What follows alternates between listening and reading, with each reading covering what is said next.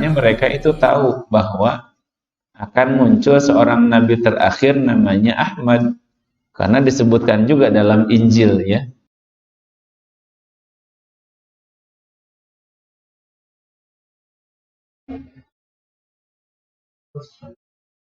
Bismillahirrahmanirrahim. Assalamualaikum warahmatullahi wabarakatuh. Alhamdulillah nahmaduhu wa nasta'inuhu wa nastaghfiruh wa na'udzu billahi min syururi anfusina wa min sayyiati a'malina. May yahdihillahu fala mudhillalah wa may yudlilhu falan tajida lahu waliyyan mursyida. Allahumma shalli ala Muhammad wa ala ali Muhammad kama shallaita ala Ibrahim wa ala ali Ibrahim fil alamin innaka Hamidum Majid. Allahumma 'allimna ma yanfa'una wanfa'na bima 'allamtana wa zidna ilman yanfa'una. Alhamdulillah, kita bersyukur kepada Allah Subhanahu wa taala malam ini dapat hadir untuk mengkaji hadis. Jadi insyaallah setiap Selasa malam Rabu di masjid ini kita adakan kajian hadis. Sebelumnya kajian fikih, tapi untuk kajian fikih kita anggap cukup sementara sampai bab haji. Nah, sekarang kita masuk kepada hadis ya, sebab hadis ini merupakan panduan hidup kita ya setelah Al-Qur'an. Nabi SAW memberikan bekal hidup kita agar hidup kita itu diridhoi oleh Allah Subhanahu wa taala, dapat menempuh jalan yang lurus untuk meraih surga Allah. Nabi memberikan bekal Al-Qur'an dan As-Sunnah atau hadis.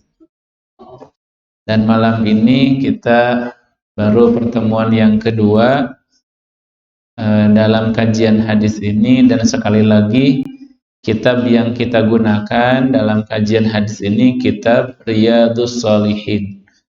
Kitab Riyadhus Shalihin, taman orang-orang yang soleh, yang disusun oleh Imam An-Nawawi rahimahullah. Dan mudah-mudahan ya supaya Bapak Ibu jamaah santri-santri bisa mengikuti kajian ini, ya mudah-mudahan ke depan masjid bisa menyediakan beberapa naskah hadis Riyadhus Shalihin ya, supaya ketika kajian itu bisa mengikuti.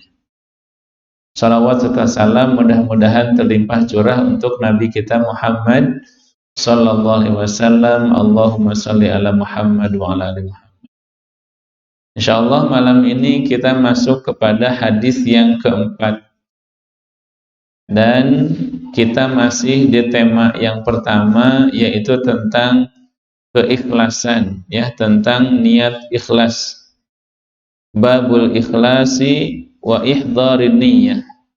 Bab tentang ikhlas dan menghadirkan niat dalam segala amal kita. Jadi amal kita itu tidak boleh luput dari niat. Malam ini juga kita hadir di sini ya, niatkan untuk mempelajari hadis, menuntut ilmu, niat menunggu sholat isya, niat beriktikaf supaya pahalanya berlipat ganda. Hadis yang keempat ya, dibacakan dulu. An Abi Abdillah Jabir bin Abdillah Al-Ansari radhiyallahu anhuma qala kunna ma'an Nabi sallallahu alaihi wasallam fi ghazatin faqala inna bil Madinah. Jadi hadis ini dari Abu Abdillah Jabir bin Abdillah, orang Ansor ya, seorang Ansor radhiyallahu anhum. Beliau berkata, kunna ma'an Nabi sallallahu alaihi wasallam fi ghazatin. Suatu hari kami bersama Nabi sallallahu alaihi wasallam dalam suatu peperangan. Atau dalam riwayat lain dari Anas bin Malik bahwa Nabi itu suatu hari pernah ketika perjalanan pulang dari perang Tabuk, salah satu perang dalam Islam, perang Tabuk terjadi di tahun ke-9 Hijriah. Apa kata Nabi? Inna bil madinati larijalan. Sungguh di Madinah itu ada banyak laki-laki, ya, banyak sahabat kita, kata Nabi, masirtum masiron. Tidaklah kalian menempuh suatu perjalanan, wala qata'tum wadiyan,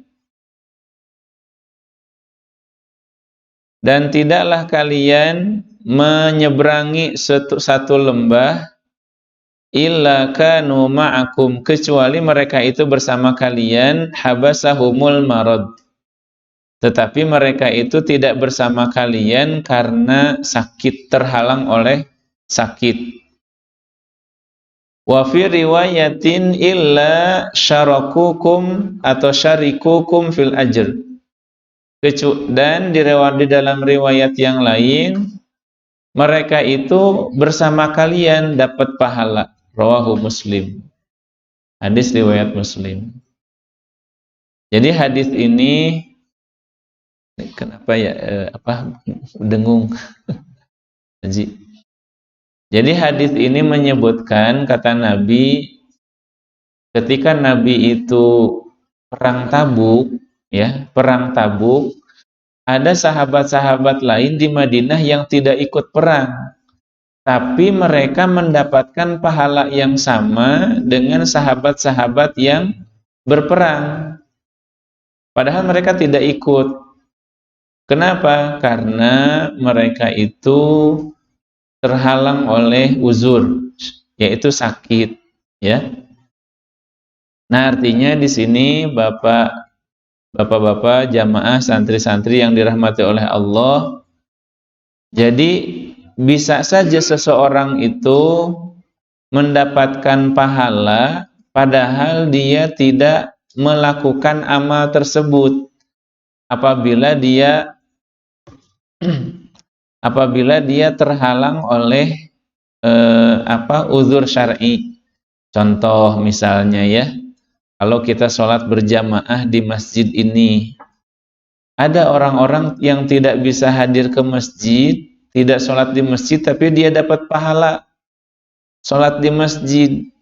Yang bagaimana? Yaitu orang-orang yang hatinya ingin ke masjid, ya, semangatnya ingin ke masjid, tapi karena sedang sakit, ya, mereka tidak bisa hadir, ya. Sama juga misalnya orang-orang yang dalam bab fikih kan kemarin sudah dibahas. Kalau kita misalnya biasa kalau sedang sehat kita itu baca Al-Qur'an.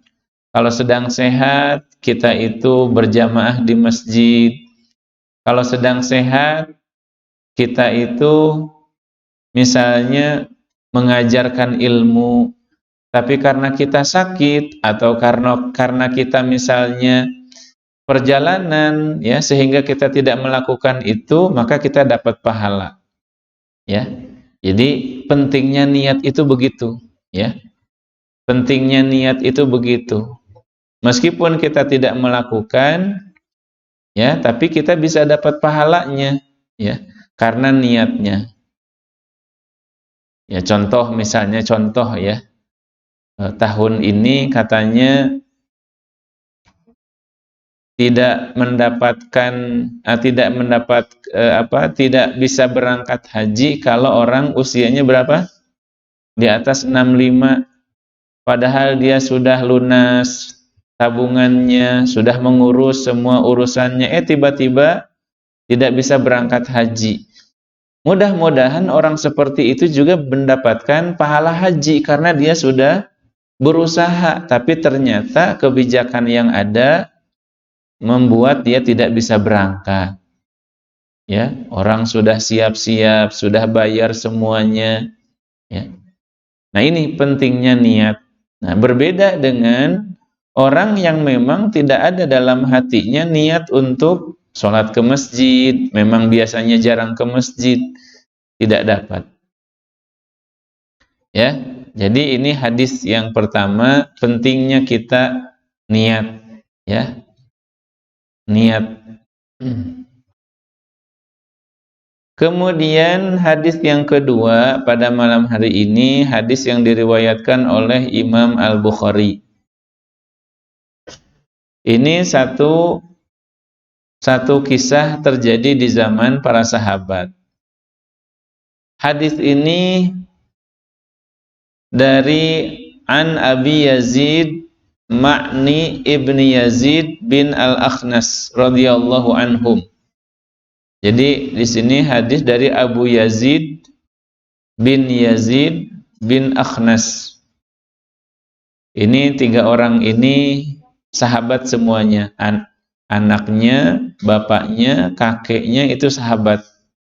Jadi tiga ini ketemu Nabi SAW dan Muslim. Kata Abu Yazid, namanya Ma'nu, ya, Ma'nu. Kata Abu Yazid, dia mengatakan, kana Abi Yazid akhraja dananira yatasaddaqu biha fa wada'aha 'inda rajulin fil masjid. Suatu hari ayahnya yang namanya Yazid itu dia bersedekah. Sedekahnya itu disimpan di masjid, dititipkan di masjid. Misalnya dititipkan ke Badan Amil Zakat, dititipkan ke imam, dititipkan ke DKM misalnya. Ini saya bersedekah kalau zaman sekarang, ya. Kemudian faji'tu fa akhadtuha fa ataituhu biha. Kemudian anaknya ini namanya Abu Yazid itu datang ke masjid dan dia minta sedekah. Dia minta sedekah ke masjid dan dia diberikan sedekah, padahal sedekahnya itu dari siapa? Dari ayahnya. Ayahnya yang bersedekah, tiba-tiba yang datang ke masjid yang minta sedekah itu anaknya. Padahal orang tuanya itu, Yazid itu niatnya sedekah untuk orang lain. Faqala, maka ketika mengetahui itu ayahnya bilang, wallahi ma iyyaka aradtu, wahai Ma'nu, sesungguhnya sedekah ini bukan untuk kamu, tapi untuk orang lain. Maka datanglah, ya, anak dan ayah ini kepada Rasulullah SAW. Kata Yazid, ya Rasulullah, saya itu bersedekah, dititipkan di seseorang di masjid, tapi ternyata yang mengambil itu anak saya sendiri. Bagaimana ini ya Rasulullah? Boleh apa enggak seperti itu? Nah, maka kata Nabi SAW, laka ma nawaita ya Yazid. Wahai Yazid, engkau mendapatkan pahala sesuai dengan apa yang engkau niatkan. Artinya sedekah kamu sah. Sedekah kamu mendapatkan pahala. Walaka ma akhadta ya Ma'nu. Dan kamu, wahai Ma'nu, yang si anaknya tadi, kamu berhak mendapatkan sedekah ini meskipun sedekah itu dari ayahmu. Ya. Dan ini sedekah, ya. Sedekah artinya apa? Sedekah itu boleh, ya, kepada anak. Ya, boleh sedekah kepada anak. Yang enggak boleh apa? Zakat, ya. Yang enggak boleh itu zakat. Tidak sah zakat seorang suami, zakat ke istri, zakat ke anak, zakat ke orang tua. Itu tidak sah, tapi kalau sedekah boleh. Nah, ini maksudnya itu, ya, bahwa seseorang itu mendapatkan pahala sesuai dengan niatnya. Innamal a'malu binniyat, ya, innamal a'malu binniyat. Bahkan dalam hadis yang lain tentang niat ini ada kisah lain, ya, seseorang malam-malam bersedekah kepada seseorang yang tidak diketahui. Pagi-paginya geger, ternyata yang menerima sedekah itu orang yang kaya. Ya Allah, saya bersedekah tapi ternyata sedekah saya diberikan kepada orang yang kaya. Besoknya dia sedekah lagi malam-malam kepada seseorang yang tidak diketahui. Pagi-paginya geger lagi, ternyata yang menerima sedekah adalah seorang pencuri. Ya, ya Allah, saya bersedekah tapi yang menerima malah pencuri. Besoknya lagi dia bersedekah, ternyata yang menerima sedekah adalah pelacur, ya, orang yang banyak dosanya. Maka dalam hadis itu disebutkan bahwa orang yang bersedekah ini mendapatkan pahalanya, ya, meskipun pahalanya misalnya tidak sampai, ya, tidak sampai kepada orang yang benar. Ya, contoh ini juga, misalnya contoh, ya, kalau seseorang bersedekah, kan biasa ya, kita mah di jalan banyak yang minta-minta, ya, karena kita kasihan, ya kita sedekah aja. Tapi ternyata kan kita sering dengar ya, banyak orang-orang yang minta-minta di jalan itu bukan karena susah, dia itu orang yang punya, ya, pemalas gitu, justru menjadikan minta-minta itu sebagai profesi, ya, padahal rumahnya ada, ya, rumahnya bagus, ya, itu mah namanya apa? Eh, ya, ya, tidak boleh ya gitu meminta-minta padahal dia mampu, tidak boleh, ya. Nah, kalau kita bersedekah dan ternyata orang itu katakanlah menipu, ya, insya Allah kita dapat pahalanya, ya. Atau misalnya contoh, kita bersedekah kepada seseorang yang menyelewengkan sedekah kita, maka itu kita dapat pahalanya. Dosa ditanggung oleh orang yang tidak amanah, ya, tidak bisa dipercaya. Harusnya disampaikan misalnya sedekah ini kepada fakir miskin, kepada anak yatim, tapi ternyata misalnya digunakan untuk yang lain. Jadi sekali lagi ini tentang niat.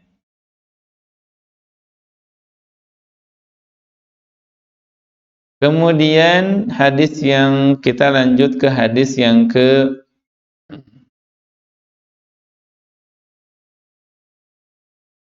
ketujuh, ya. Hadis yang ketujuh. Hadis yang keenam cukup panjang. Kita langsung hadis yang ketujuh. Makanya kajian kita Riyadhus Shalihin ini kita hadis-hadis pilihan saja, ya. Kalau terlalu panjang mungkin bisa habis waktunya. Hadis yang ketujuh diriwayatkan oleh Imam Muslim. An Abi Hurairah Abdurrahman bin Sakhar radhiyallahu anhu qala. Dari Abu Hurairah. Abu Hurairah ini nama aslinya siapa? Abdurrahman bin Sakhar. Ya, nama aslinya Abdurrahman bin Sakhar. Kenapa disebut Abu Hurairah? Ya, karena dia suka dengan kucing, ya, suka dengan kucing. Kucing bahasa Arabnya apa? Nah, kittun. Tapi juga kucing itu bahasa Arabnya hirrah, hirratun. Kittun atau hirratun. Maka ini Hurairah itu dari hirrah, ya. Abu Hurairah. Kata Abu Hurairah bahwa Nabi sallallahu alaihi wasallam bersabda, "Innallaha ta'ala la yanzuru ila ajsamikum wala ila suwarikum, walakin yanzuru ila qulubikum." Sesungguhnya Allah Subhanahu wa taala tidak menilai manusia itu berdasarkan fisiknya, ya. Wala ila suwarikum, dan tidak juga kepada ketampanan kecantikannya, ya.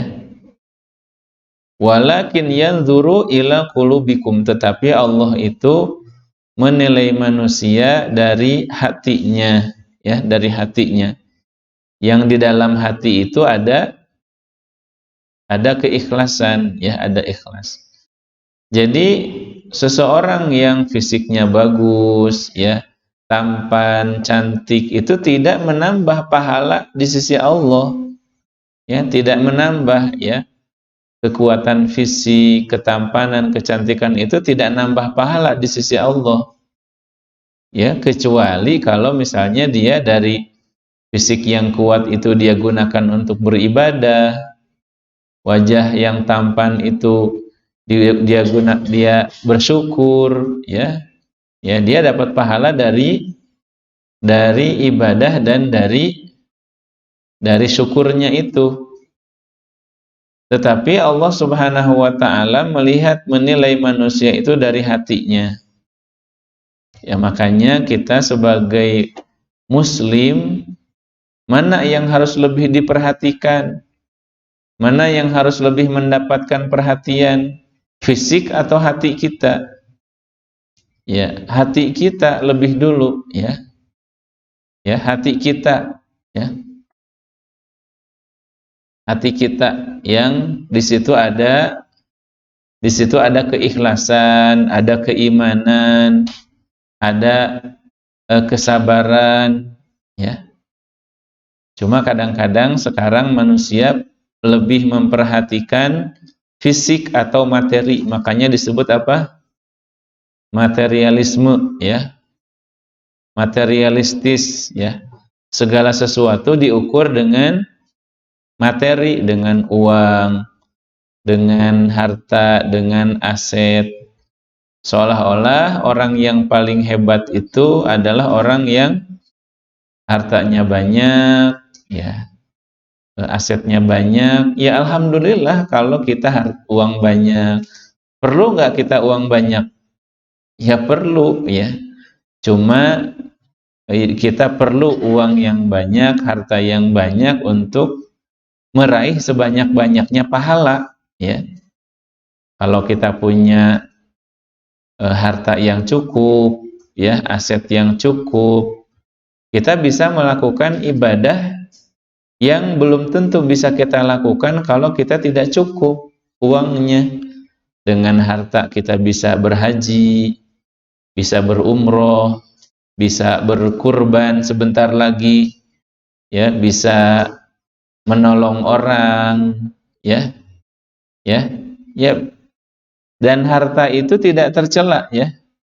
Harta itu tidak tercela. Seseorang kalau punya harta banyak tidak tercela selama apa? Selama dia memperoleh harta tersebut dari jalan yang halal, ya. Memperoleh dari jalan yang halal, kemudian dia menunaikan kewajiban-kewajiban harta itu, kewajiban zakatnya, sedekahnya, ya, dan sebagainya, tidak tercela. Yang tercela itu kalau seseorang mengumpulkan harta dari jalan yang tidak halal, atau misalnya dia mengumpulkan dari jalan yang halal tapi tidak ditunaikan kewajiban-kewajiban hartanya, ya. Makanya kalau ditanya mana yang lebih baik, orang kaya yang bersyukur apa orang fakir yang bersabar, mana yang lebih baik? Ayo, mana yang lebih baik? Orang kaya yang bersyukur. Mau jadi yang mana kita? Ya, orang kaya yang bersyukur. Dua-duanya baik sebenarnya, ya. Dua-duanya baik, ya. Orang kaya bersyukur, orang miskin, ya gimana lagi, harus sabar, ya. Ya. Jadi, tapi di antara dua itu yang lebih baik adalah orang kaya yang bersyukur. Yang miskin yang sabar juga bagus, ya. Bagus. Kalau dia udah miskin dan tidak sabar, malah tidak baik. Ya, jadi sekali lagi Allah itu memperhatikan dari manusia itu hatinya. Inna akramakum indallahi atqakum. Sesungguhnya orang yang paling mulia di antara kalian di sisi Allah Subhanahu wa taala adalah orang yang paling bertakwa, dan takwa itu ada di dalam hati. Ya. Dan sekali lagi di sini hadis ini pelajarannya, kata para ulama, al-i'tina'u bi islahil qalbi muqaddamun ala amalil jawarih. Memperhatikan dan memperbaiki hati lebih didahulukan daripada memperbaiki amal-amal yang sifatnya anggota badan. Ya, kita misalnya contoh dalam baca Al-Quran, kita perhatikan tajwidnya, kita perhatikan makharijul hurufnya, ya. Tapi sebenarnya memperhatikan tajwid dan memperhatikan makharijul huruf, ya, irama baca Al-Quran itu nomor 2. Yang pertama itu adalah keikhlasan, ya, yang keikhlasan di dalam hati. Jangan sampai kita bacaan Al-Quran dibagus-bagus, diindah-indah, tapi hatinya, niatnya tidak benar, ya. Hati dan niatnya tidak benar. Baik, hadis yang ke-8, ya, masih tentang niat. Masih tentang niat. Hadis ini hadis riwayat Imam Bukhari dan Muslim. Hadis riwayat Imam Bukhari dan Muslim. An Abi Musa Abdullah bin Qais al-Ash'ari, Abu Musa al-Ash'ari radhiyallahu anhu qala, su'ila Rasulullah sallallahu alaihi wasallam 'anil rajuli yuqatilu syaja'atan wa yuqatilu hamiyatan wa yuqatilu riya'an ayyu dzalika fi sabilillah. Suatu hari Nabi sallallahu alaihi wasallam ditanya tentang seseorang yang berjihad karena apa?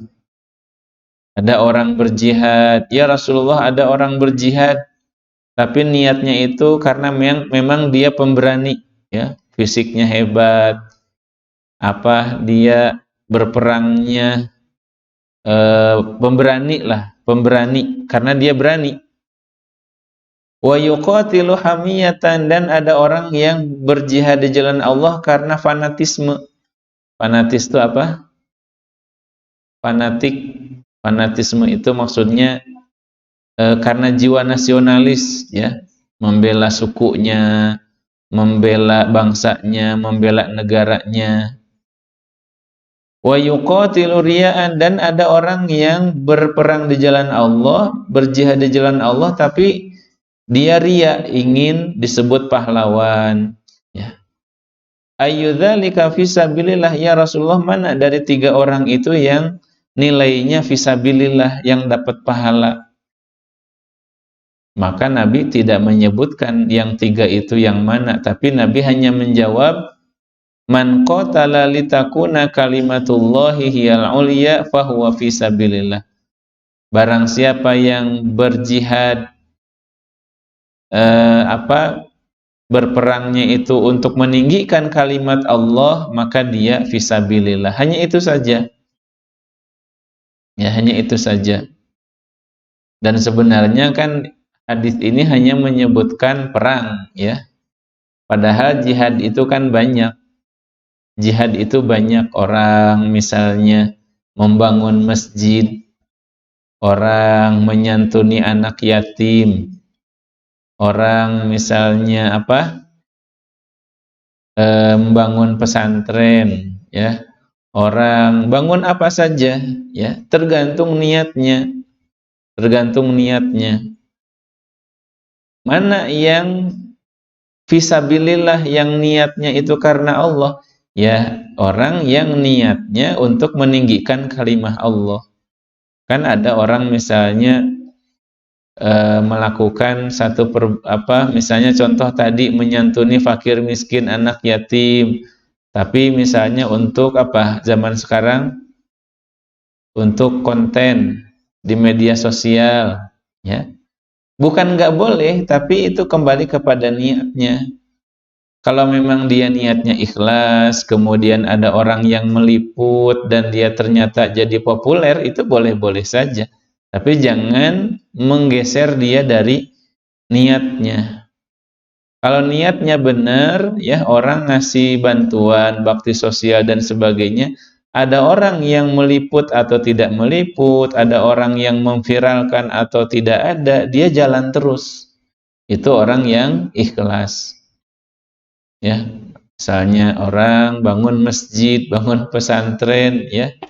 Kalau niatnya karena Allah, ya, misalnya ternyata di perjalanan itu orang-orang misalnya sedikit yang bantu, ternyata banyak kurangnya, banyak tantangannya, ya.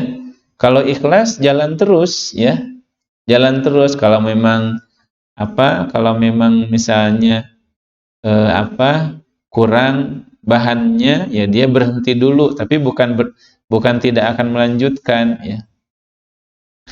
Ya, jadi niat itu sangat penting, dan yang dimaksud niat di sini adalah niat ikhlas. Ya, karena ada orang yang melakukan ibadah kalau tidak ikhlas itu mungkin ada karena ingin keuntungan, ada karena ingin popularitas, karena ingin disanjung, ya, karena ingin dilihat orang. Nah, yang mendapatkan pahala adalah orang yang ikhlas, ya. Kalau dalam hadis ini tadi bahasanya berjihad. Jihad itu kan pengorbanan tertinggi di dalam Islam. Ya, pengorbanan tertinggi di dalam Islam itu berjihad, ya, khususnya jihad berperang fisabilillah pada zaman dulu. Karena jihad, orang kalau berjihad apa pengorbanannya? Bukan sekedar nyawa, harta juga. Dia nyiapin kendaraannya, dia nyiapin perbekalannya, dia meninggalkan keluarganya, meninggalkan hartanya, bahkan nyawanya dipertaruhkan. Itu makanya jihad itu ibadah yang paling tinggi di dalam Islam. Jihad perang, ya, meskipun jihad itu ada yang lain juga, jihad menuntut ilmu, jihad menyebarkan Islam, jihad menyebarkan ilmu, jihad membantu orang-orang miskin dan sebagainya, banyak. Baik, sampai hadis ke-8 dulu barangkali, ya. Kita cukupkan. Jam berapa Isya? 1 menit lagi, ya. Ya, kita cukupkan sampai hadis ke-8. Ya, sekali lagi mudah-mudahan minggu depan kita sudah bisa menyediakan, ya, kitabnya, beberapa naskah di lantai 1, beberapa naskah di lantai 2. Jadi sekali lagi kitab Riyadhus Shalihin ini layak dijadikan pegangan, ya, untuk kita setelah Al-Qur'an. Al-Qur'an, ya kan, setelahnya adalah hadis. Hadis itu banyak, tapi yang paling sesuai, ya, yang saya lihat untuk kita-kita, ya, yang bukan ulama, bukan kiai, itu hadis Riyadhus Shalihin cukup bagus. Apalagi ditambah dengan penjelasannya. Mudah-mudahan dengan kajian ini kita bisa membaca sabda-sabda Nabi SAW dan mempelajarinya. Billahi taufiqul hidayah. Assalamualaikum warahmatullahi wabarakatuh.